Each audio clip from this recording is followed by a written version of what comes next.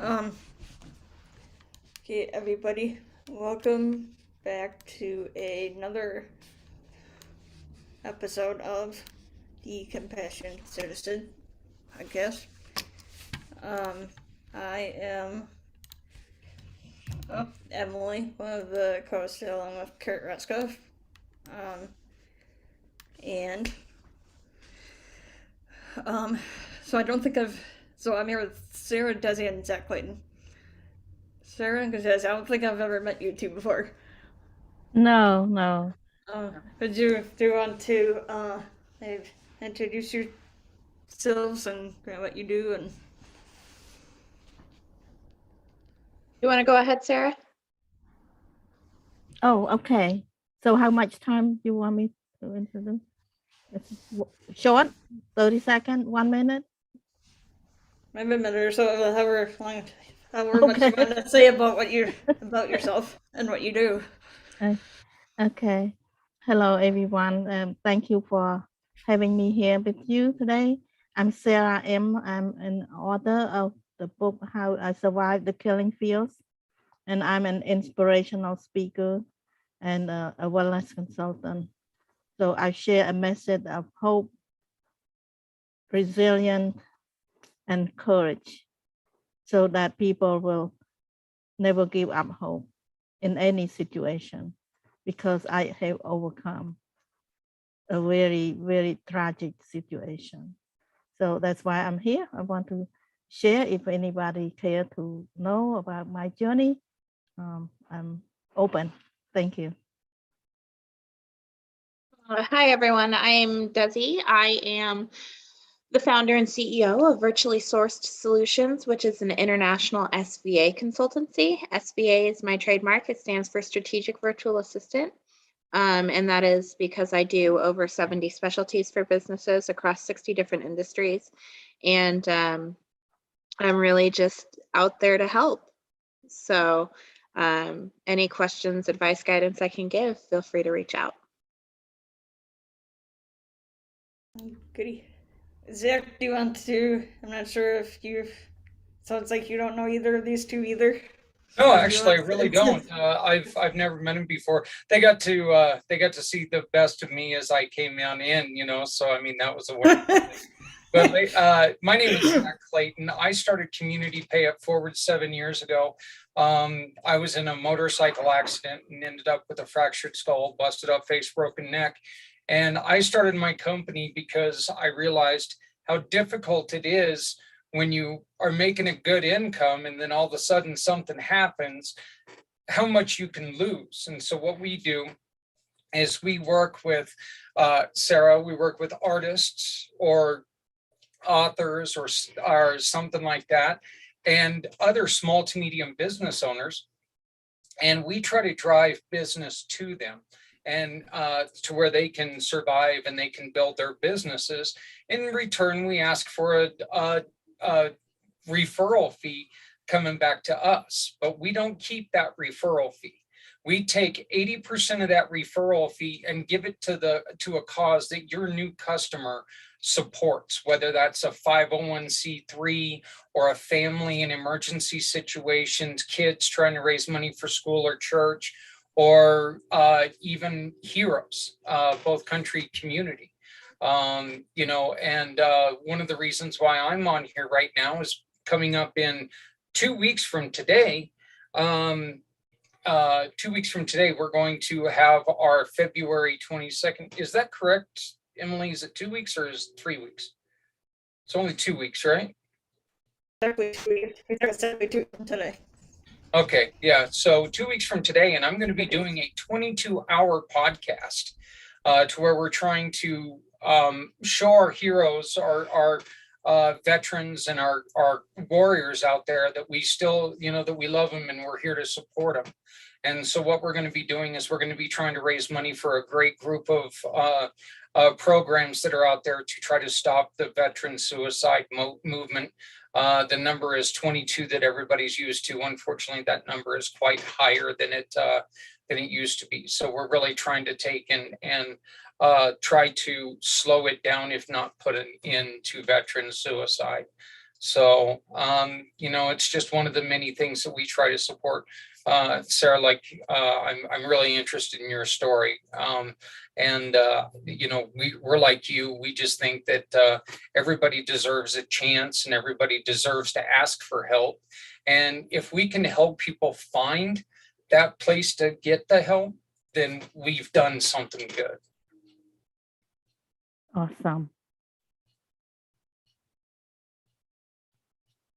So can you tell us, Sarah, a little bit? You said that you're a survivor. Can you expand on that a little? Yeah, sure. I'm a survivor because in 1975, I was in Cambodia. I grew up in Cambodia. And 75, I was in college when the communist Khmer Rouge took over Cambodia. And you probably remember when they came in with madness, with anger and resentment.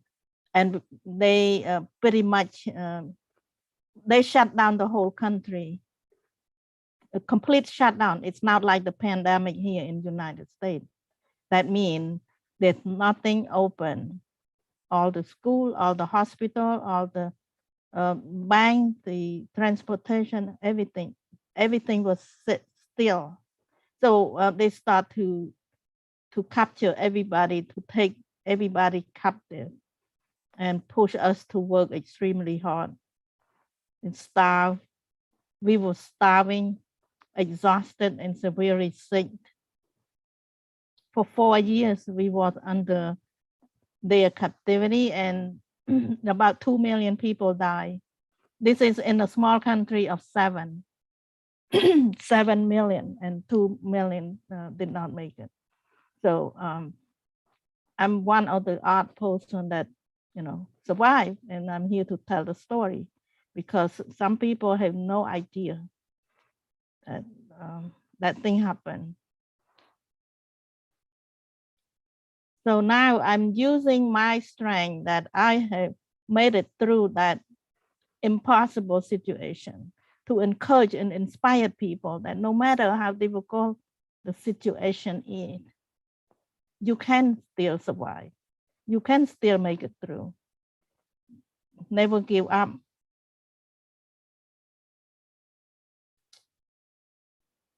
So that's my message to encourage people. Don't give up. Don't think about ending your life. Don't think about no way out. There will always a way out if you have hope. I love that. I love that message. That's something that every Wednesday night at 7 Eastern on Pact, which is the podcast I run, I just take over Emily's podcast. I just come on and she goes, I don't have to talk. Zach's never going to stop talking, so we're good here. But we have that same message that we quite often talk about. Desi, can you tell us a little more? Can you expand a little more on what you've got going on? Yeah, of course. So it's really my mission to help businesses. I kind of have this little tagline: it's create, automate, delegate, and escalate their businesses. So it's really just working with these companies to help them make an impact, and an impact that means something. So I've been doing my business for 4 years now, and I'm working with a lot of speakers, educators, coaches, and trainers who are really incredible people, service-minded, passion-driven people, and that's what I love to do. And are you like can you explain a little bit? Are you like a virtual assistant, or? I'm in the bucket with virtual assistant. Strategic virtual assistant is my trademark, and that is because I'm kind of a one-stop shop compared to the alternative, which is kind of piecemealing all of these different people to complete different projects. So that's why I have over 70 specialties, and I've worked in so many different industries. I don't like to niche because I want to help as many people as I can. 70, that's quite a few. Yeah, and I was going to just say in my Brady Bunch squares here, you're right beside somebody who's fantastic at doing it. Emily is, you know, ever since I've met her, she's picked up the ball, and she's basically helped keep my day under control. I'll tell you this, and she just did it out of the kindness of her heart, because, you know, I don't, anybody who can control me at any point in time, you know, they deserve an award. So, you know, I gotta do that. But, you know, and I think that virtual assistants are so valuable. I absolutely love the couple that I work with, including Emily. So, Sarah, how would you start a conversation with somebody who is thinking about giving up? What would you suggest to people? How would you suggest to them? How can I approach somebody without making an overt, you know, what's wrong with you motion? Because I think that's one reason why people are afraid to approach people, is because if you just come at them like a bull in a china shop, you're going to scare them and make them shut up. Yeah. I try to understand their situation, their point of view, getting the full story of what they are going through is very helpful to understand and to guide them. I have now deal with people individual. I have been fortunate to, just be a speaker, and my audience draw strength from what I was telling them.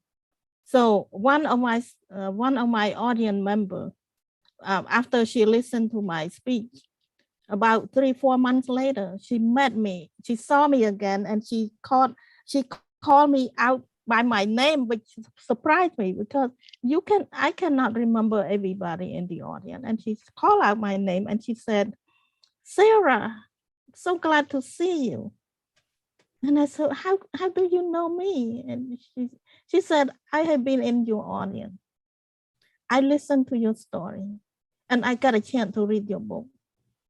I have been suicidal all my life, and now I changed my mind. I'm not doing that anymore. I hold on to my full-time job. I'm able to secure my apartment for myself. I'm a new person." So that's the best story I want to hear. So to answer your question is to understand them, who they are, where they coming from, what is their situation. And I want to share my story, where I have been coming from, what struggle I've been through. So when we understand each other, and when they understand, how did I make it through in the impossible thing like that? It's because of my mind. You have to deal with your mind.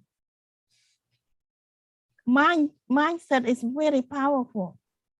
If you are desperate, if you feel like you are a victim, you will not make it out.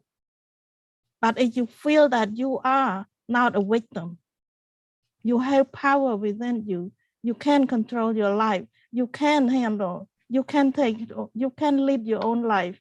So that's the kind of mindset that we want to empower people, to empower them.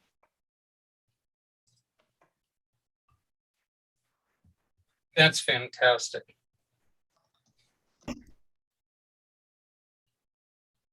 Yeah, I'd agree with Sarah there. Yeah. Oh, go ahead, Emily. No, go ahead.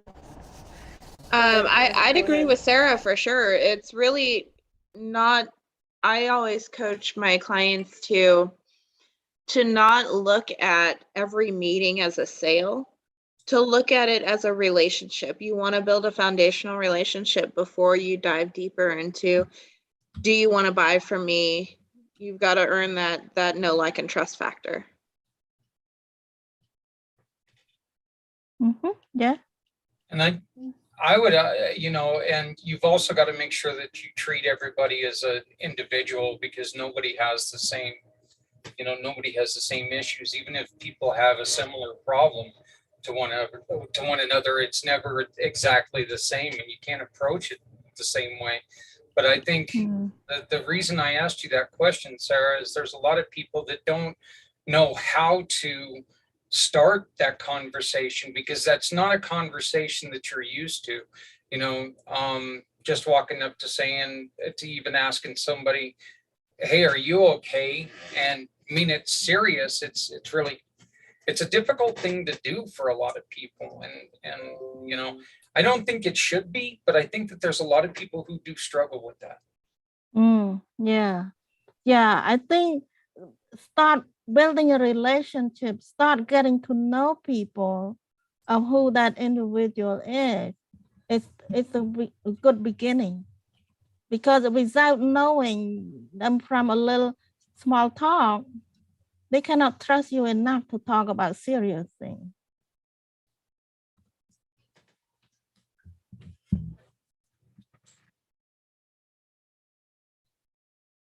So it looks like we have Kurt's here. Yeah, the man cub is in the building. A man cub. Boy, oh boy, keep attracting more and more nicknames. Now we have another. All right. Do you have any comments, thoughts, Kurt, of what you heard so far? Well, I mean, I'm just hearing about the exercise of compassion in business, and for sure, there's all sorts of training out there, and about 100,000 different ways to say that. So there's things of being called relationship sales, which I heard some pieces of that. And there's, something that I refer to a lot with Tom Hopkins. He's had a training decades long already. And so he talks about how you lower sales resistance and then you raise the sales acceptance. A lot of people say you got two of these, and one of these. So yeah, it's a very front loaded process that as we are in our businesses and we have our products and services and we have what we are ready for delivering. I think the idea is we're checking in to see if the people or person we're dealing with are ready to receive what we have to offer. Because that's the operation of the marketplace. We have all of us offering a bunch of stuff. And so now we have all that stuff to deliver. So we're looking for people who are ready to receive what we have. So a lot of times we talk about qualified prospects and seeing if we know our audience. So consultants talk about getting in and learning somebody's status quo. Because if you don't know the foundation on which you're making a proposal, it's going to be misplaced, but then what consultant or advisor, financial advisors do this and so forth. They talk about, this is my understanding of your current situation. And this is the track that you're on. And if you keep doing what you're doing, and then, and then it comes the value proposition that if you try, a mutual fund, if you take a look at diversifying your portfolio, if you do this, that, or the other thing, or a marketer or advertising, if you do this, you're going to expand your reach. So that's how we connect in communication to make sure that our message we're ready to send is a message being received. I have a technology company. And so for 25 years, I've been practicing the myriad of people in the world. You have people who are no tech, who just want to, there you go, Zach. I just want to keep things like, I just want to do it old school. I just like to, go visit with somebody in person and, or just walk locally or go out in nature, or, not really needing the technology. And then you have low tech, and then medium tech, and then the high tech people. So there's that matchmaking process.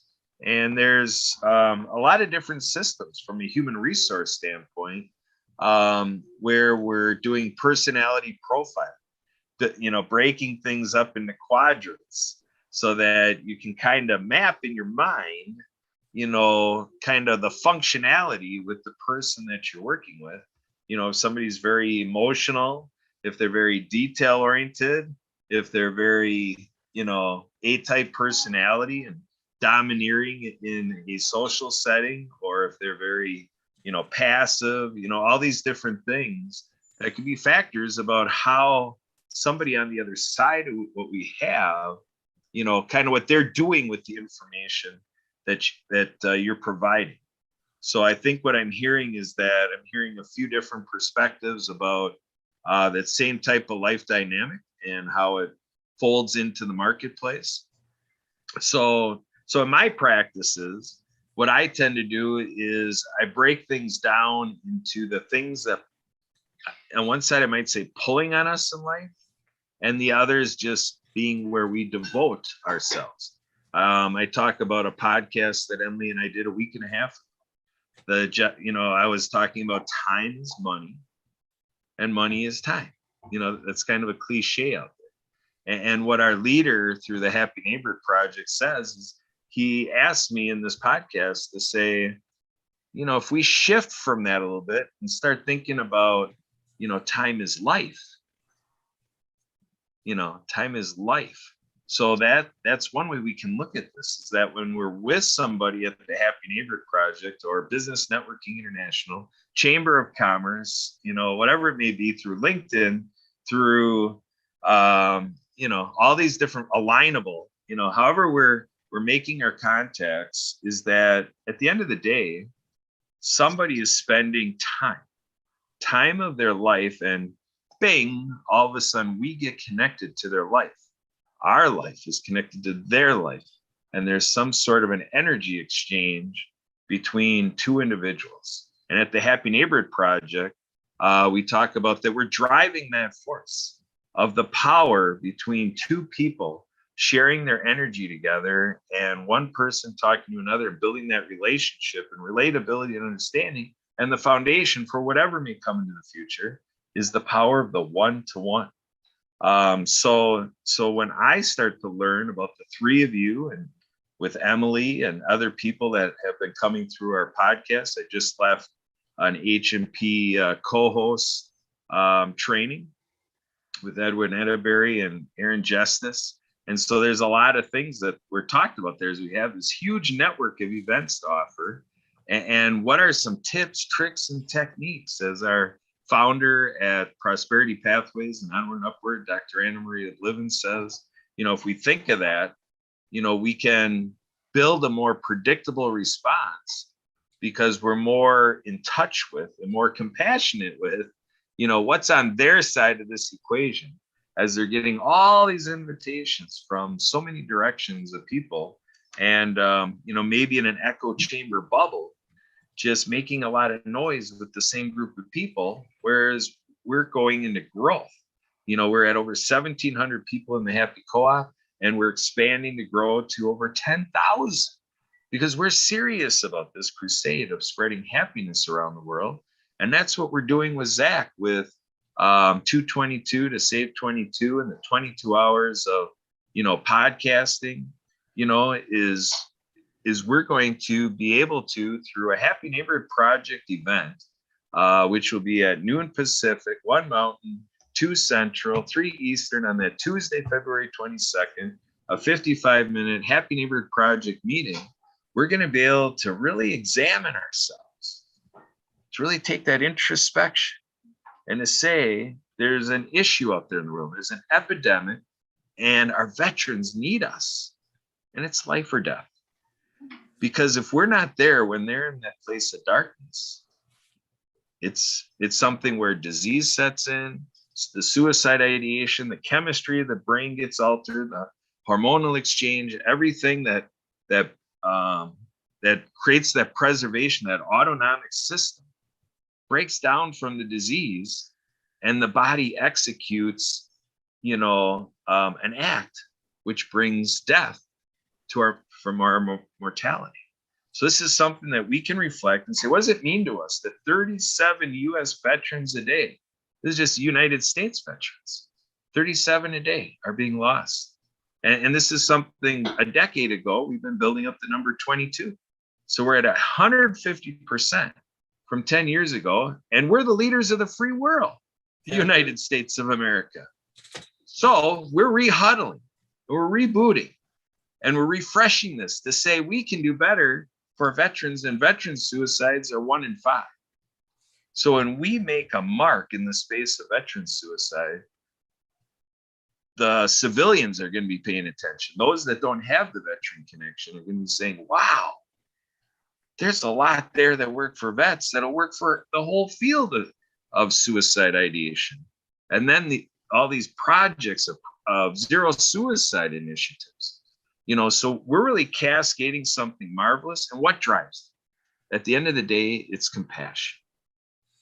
And we're going to be basing this, my 22-hour podcast is based on something that everybody's heard. And here we go. I have to do it again. Thank you, Captain Kurt, for coming up with SOS. We're going to be asking people for 22 straight hours. Give us a story or help with the solution. Story or solution. And that's kind of the reason why I asked you, Sarah, how you lead into asking the question, what step you take to ask that difficult question of you. One of the questions I would have for you, Desi, is what is something that you do every day that somebody asks you to do, but you have to train them to do a little bit more, because it's not like you can, let's say with LinkedIn, a lot of LinkedIn is about telling what you're doing on that day. And it's hard for somebody else to give that advice every day. You kind of have to be, maintaining your own things. So, but what else do you do? Do you get hired for that you sit there and you kind of have to train professionals to do a little bit better? Yeah. I'm actually doing a program launch very soon here. And that's a 1-year program. It's kind of a done with you solution to get business owners to kind of understand all the processes and the mindset and the methodologies that go into running a successful business and one that makes an impact the way that they want.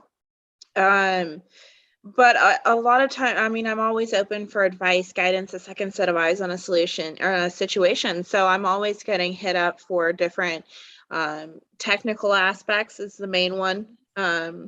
People don't understand the platforms or the processes that are going on and kind of want clarification. That's typically the main one. Second would be content that I help guide clients or prospects or even just my friends, and I'm helping everybody. But they kind of want an insight into what's working and what they need to be focusing on. So those are the two main ones that I typically get asked.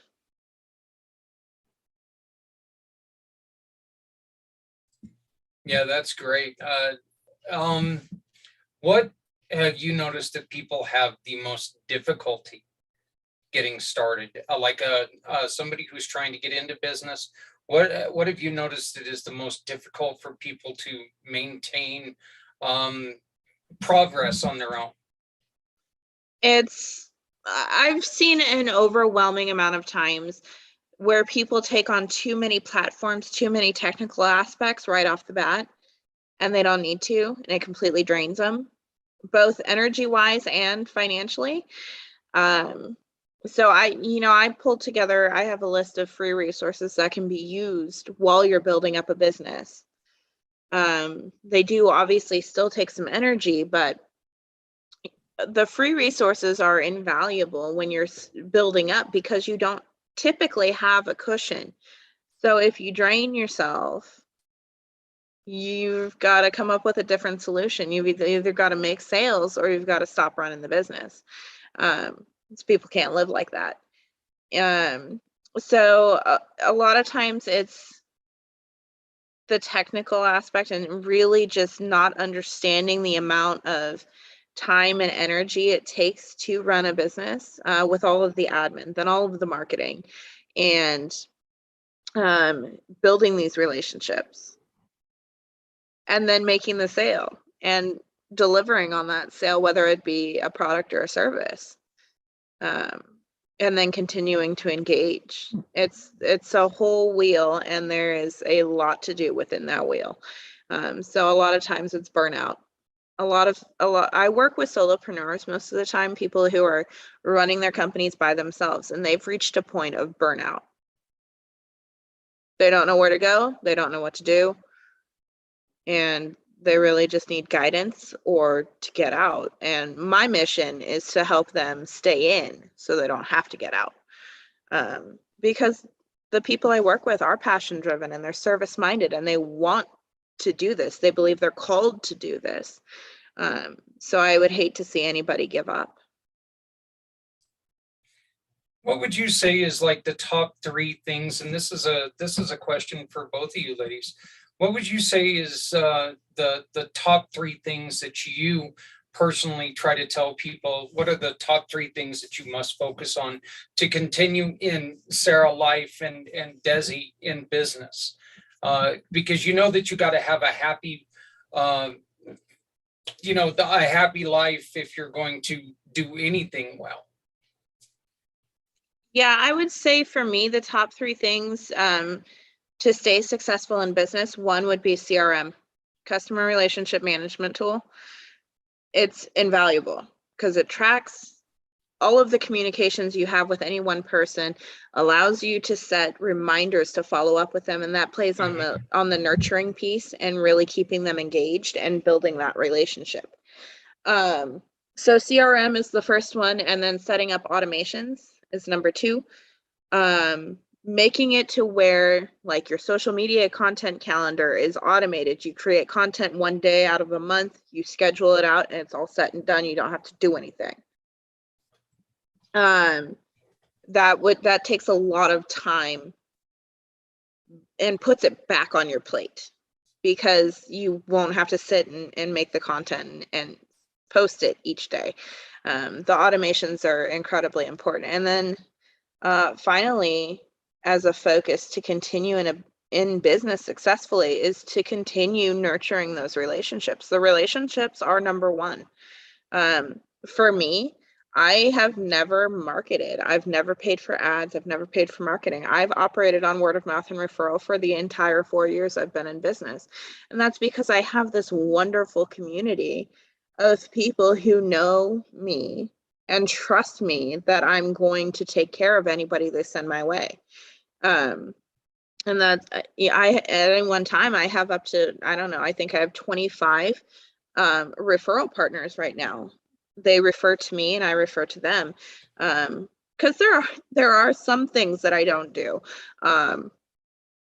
But I can't do it all. But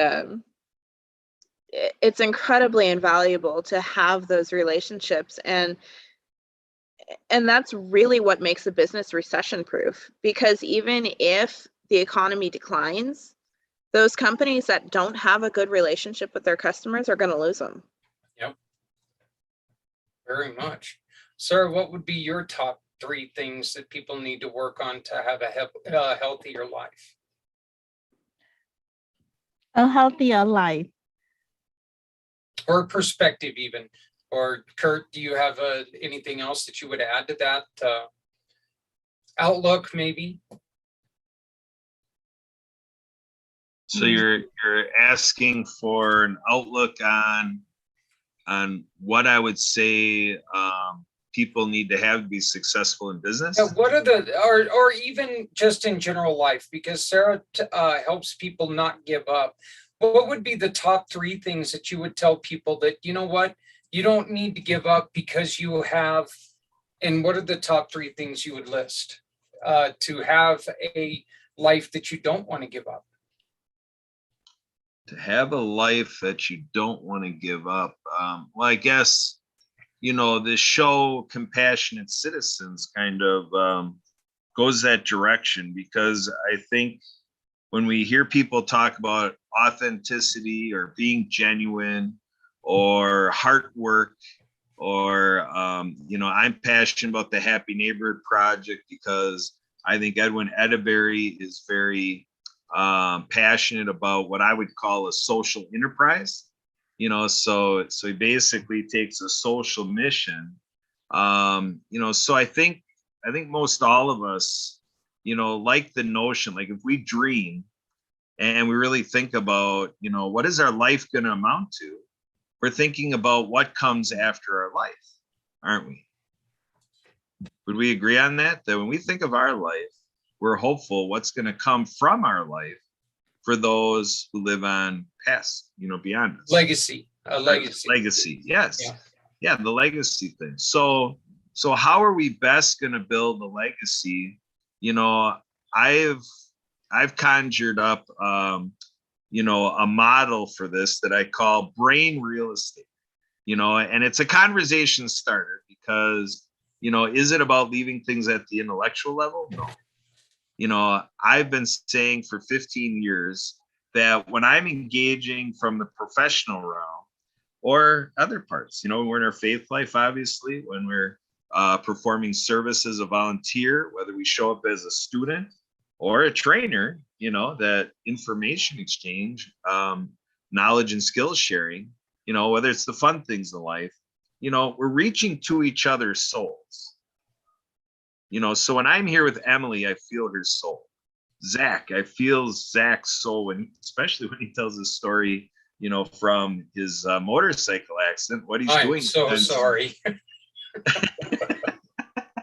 So Sarah and Desi, when you're here, I'm getting a sense of, where your soul is at. And I think that's what's meaningful, for the audience. And what brings that forward is what stirs in our bellies and what wells in our hearts and what tingles our minds. So how do we engage this process? In marketing, they have an acronym that's AIDA, AIDA. We're looking at how do we get somebody's attention, and are we understanding somebody's interests? What are their desires? And then what is a goodness of fit for the action they might take? So to me, when you ask me this question, I think of, when we're sitting here ourselves and you talk about giving up, I understand that, because basically I was in business with my father in the golf business. And the way our stories worked out is he taught me the golf industry in 13 years. And then at the end of that 13th year, he had an opportunity to sell the golf course. And he looked at me kind of like, a dad looking at a son, what should I do with this? Because he did not want to let me down. And I didn't want to let him down. So I told him to sell the golf course. Because I said, hey, Dad, if you have an opportunity to close that chapter that we succeeded here, and from this golf course, you can have the retirement that you set out for 20 years ago, let's do that. Because we as a family, we succeed in that story. That we have checked that one off. Dad gets a good retirement.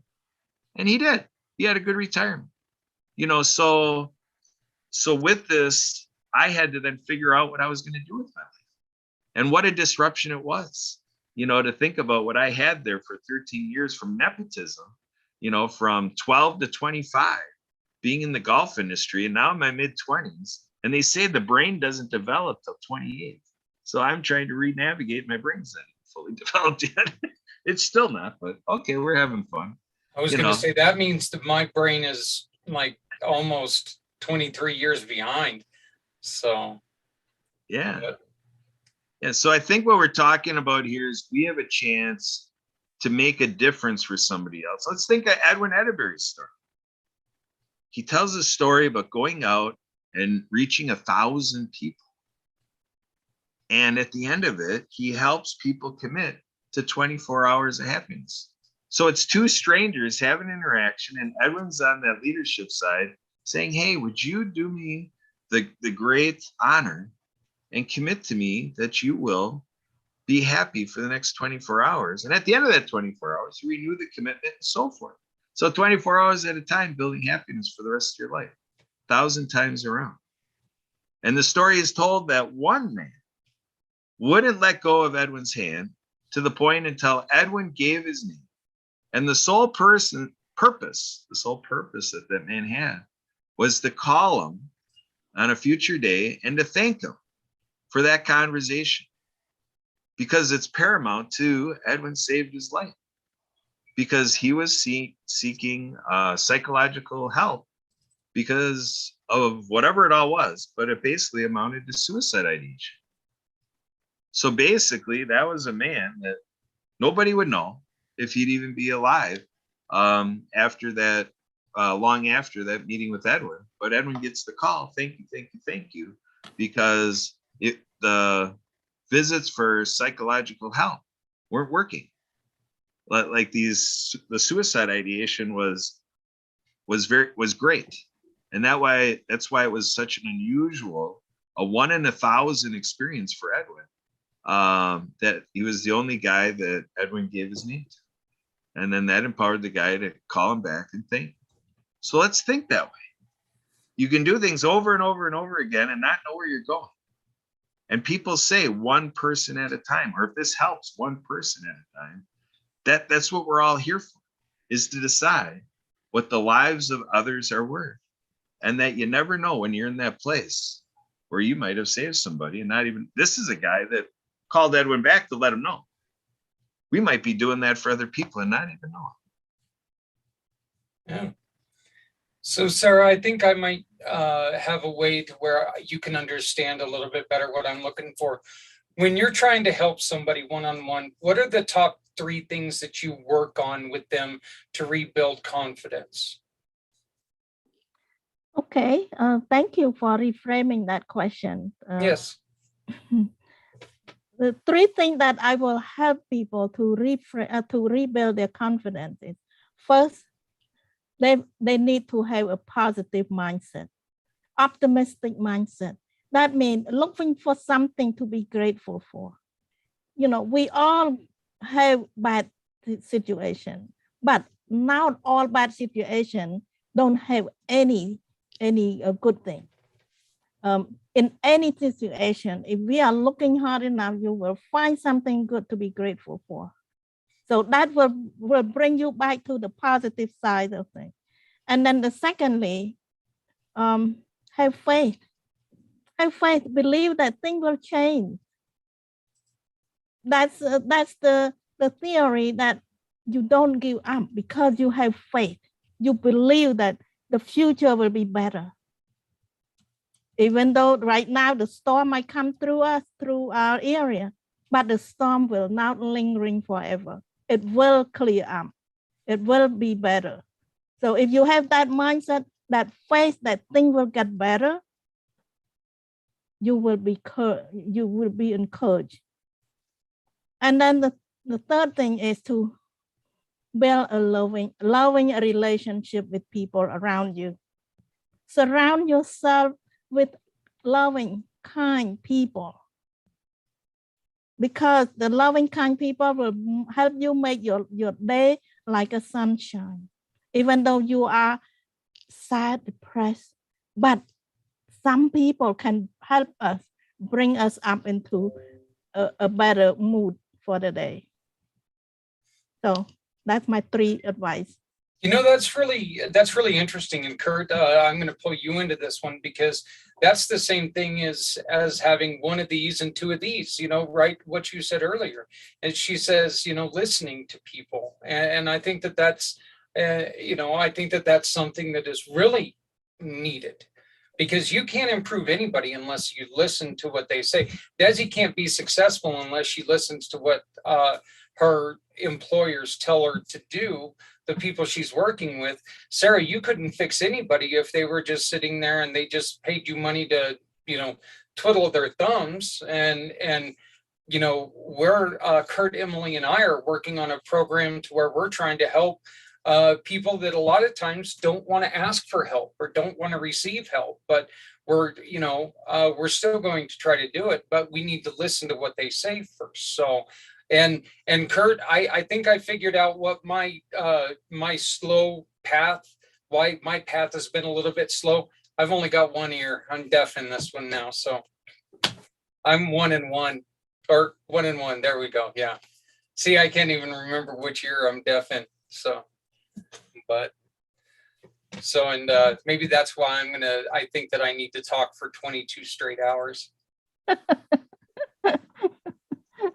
So, but, like I said, I would love to connect with both of you two ladies and talk to you guys and have both of you guys join me on the 22nd. And Sarah, you could impart some of your wonderful story to the people that we're talking to, because we really need to.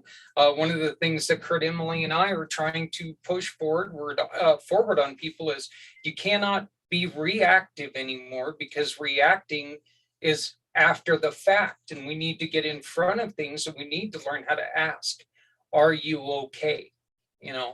And I think that Desi's doing a great job by giving us a little bit of ways that we can form that to where, we can put the right things in the right place, because you got to, it's like everything that you do, you got to knock out the most important things and then gradually get down to the things, your to-do list, we all want to take and sweep the floor first because that's easy, but the oven still needs cleaned, right? So you might as well do the hard work first.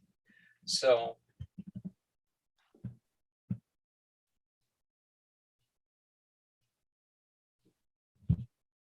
All right, Emily Gomer, our podcast engineer, co-producer, co-host, and captain in training. What's next as we enter this last segment of the Compassionate Citizens podcast? EMG.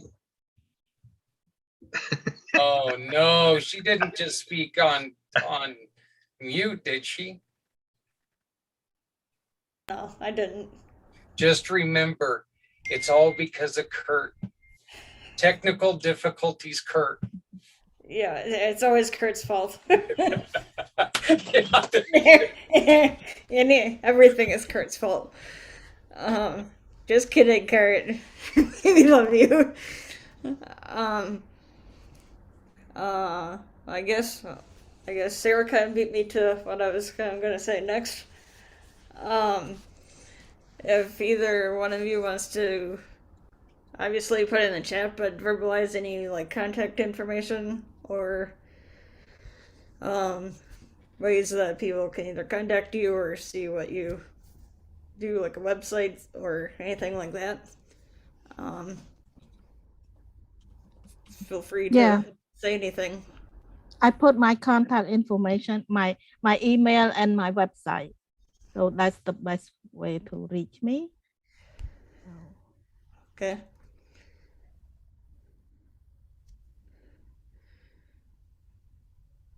And then I'm doing the same right now with my email and my website and my phone number. So Everybody out there, Sarah has saraim.com and sarah@saraim.com. Yeah, my website is saraim.com. I cannot wait to check it out. Sarah, how much where can we find your books? I don't want to ask how much. I wanted to ask where we can find them. But of course, everything comes back to money with me. My book is available on my website, saraim.com. All right, that's fantastic. I'm actually really looking forward to seeing your books. So I think it's it's a great story. Yeah, What's that?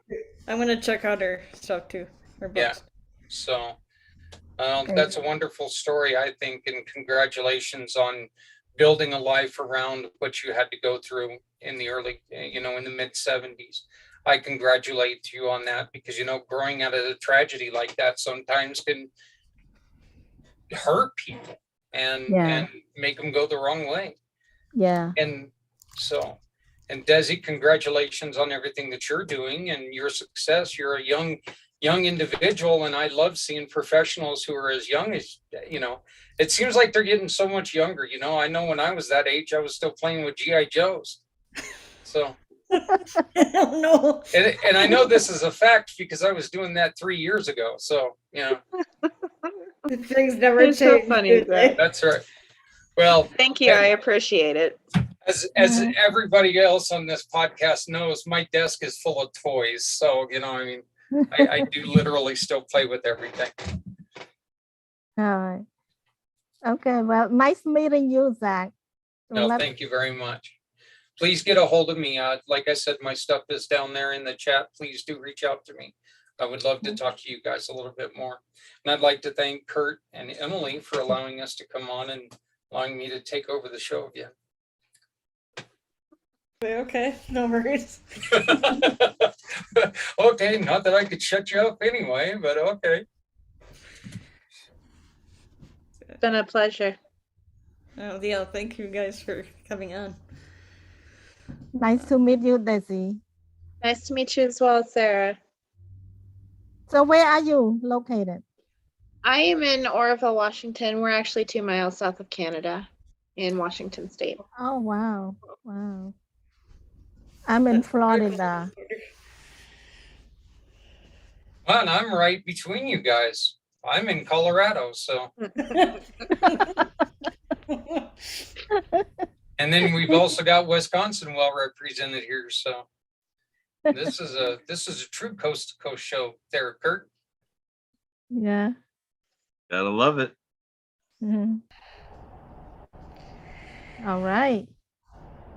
I've got to hop off for another meeting, guys. It was great to meet you. Sounds good. Very good, Desi. You're welcome back to schedule another show if you'd like. Absolutely. I've got your info.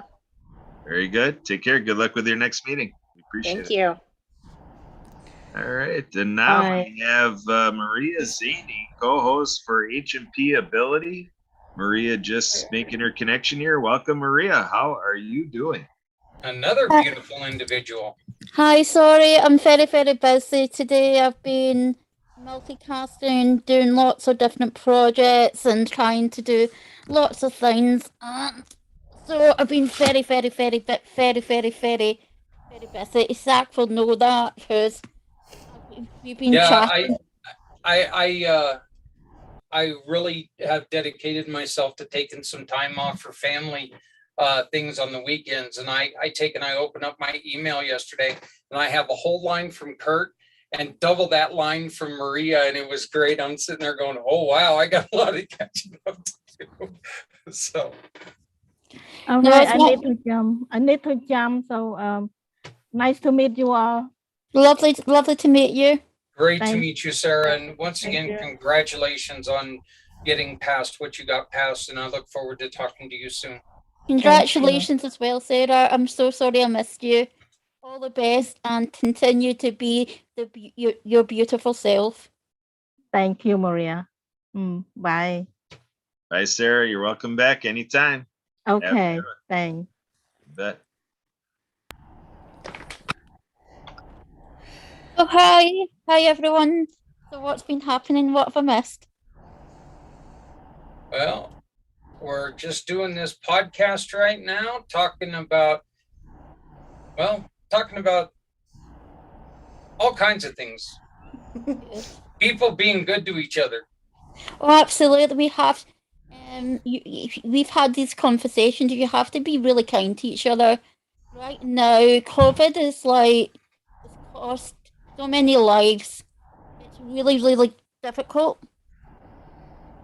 right now. So a lot of people are struggling right now, and the mental health of people is really damaging. And the problem is, people don't know how bad. You're not told how bad COVID is. Lots of things have been kept away from us. So people, and what really upsets me is when people don't care, don't wear masks, don't social distance, especially as I have disabilities and I have really compromised immune system and having long COVID. It's been really, really challenging, such a struggle. And people don't understand that until you get it yourself.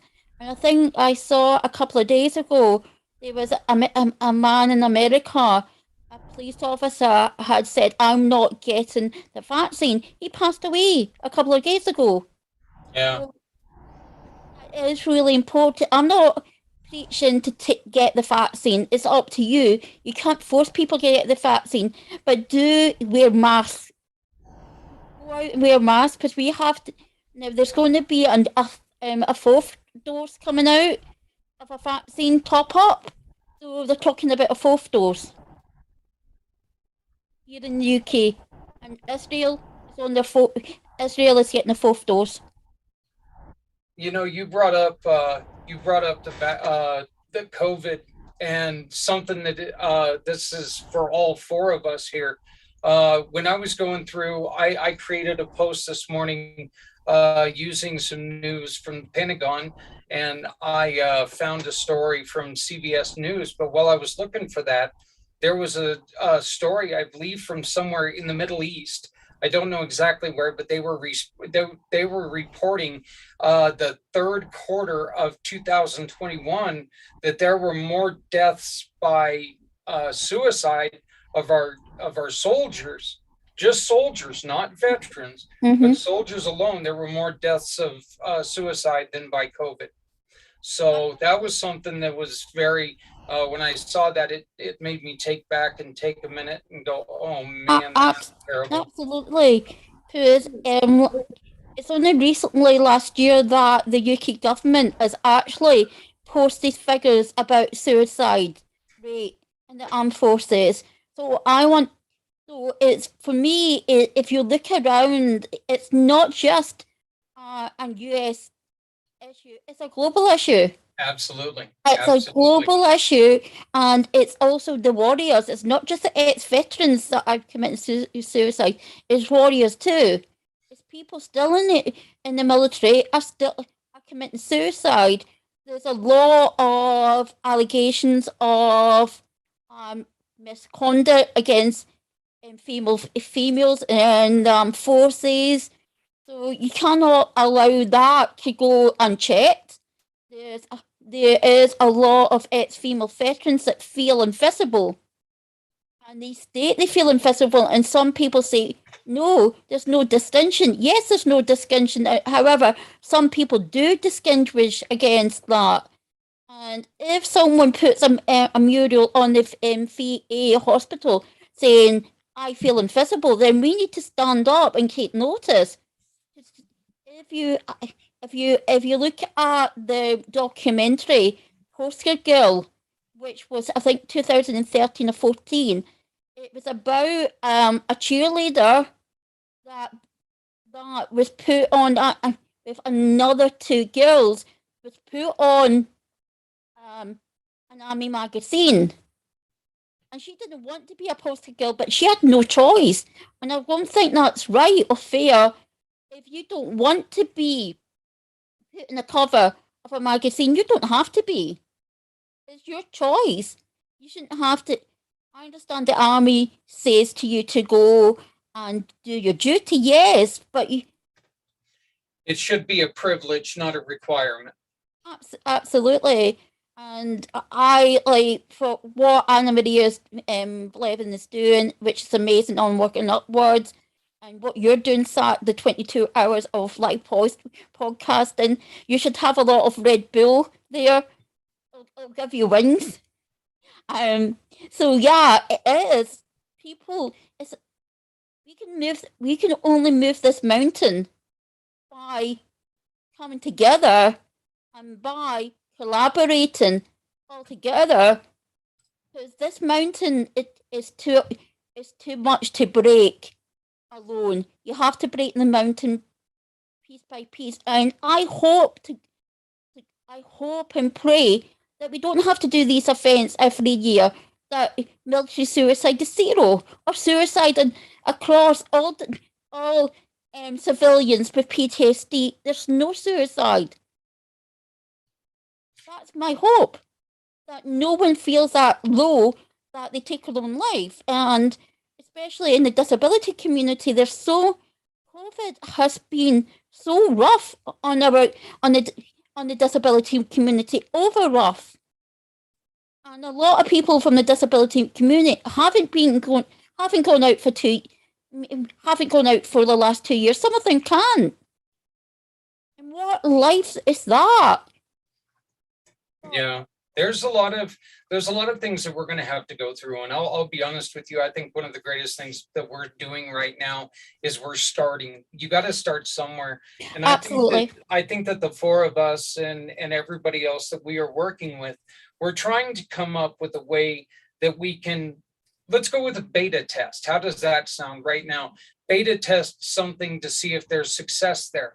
And then we can really, we can share our results with others, and maybe we can take and find a path of, mental fatigue and mental disturbance. And we can find a way that, as a community, we can grow stronger together. Absolutely. Because you're right, Maria, when you said this isn't a mountain one person can move. This isn't a mountain that one section of people can move. This is a section that people have to stand side by side and move together. We've all got to push absolutely. Country to country, country to country, race to race, whatever it is. We all need to move in the same direction, and that direction is helping people. And I really think that if we get together, we can start something, and we can start that right absolutely. Here on the 22nd of this month. Absolutely. The mission is bigger than all of us. This mission is so important. Even if we save one life, that is so important. We save one life, that life can then go on and save someone else. But if we make people aware in United States and globally that the number of suicide is now averaging at over 30 up to 37 a day in the United States alone, that when I say that number, Emily, to people, they have a look of horror. They have this look of horror and shame. And they've served us. It's time we serve them. It's time to give back. It's time for us to serve them. And what I love about, for example, Amazon are doing so much work. Amazon are doing so much work in the armed forces. They're doing a lot of community work, a lot of funds, a lot of grants.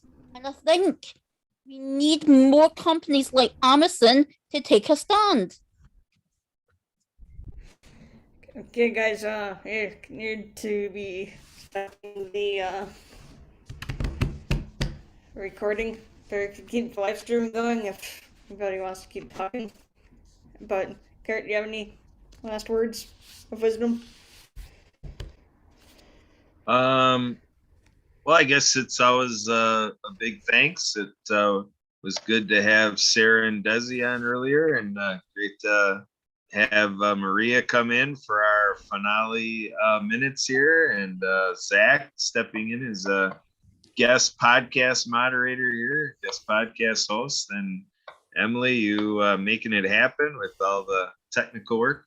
So I would say, why don't we just button it up and say goodbye to our Transform You Media Network and to our World of Ability Podcast Network fans, and to the Disability Channel, our friends from HMP, and wherever everybody's coming from YouTube Live.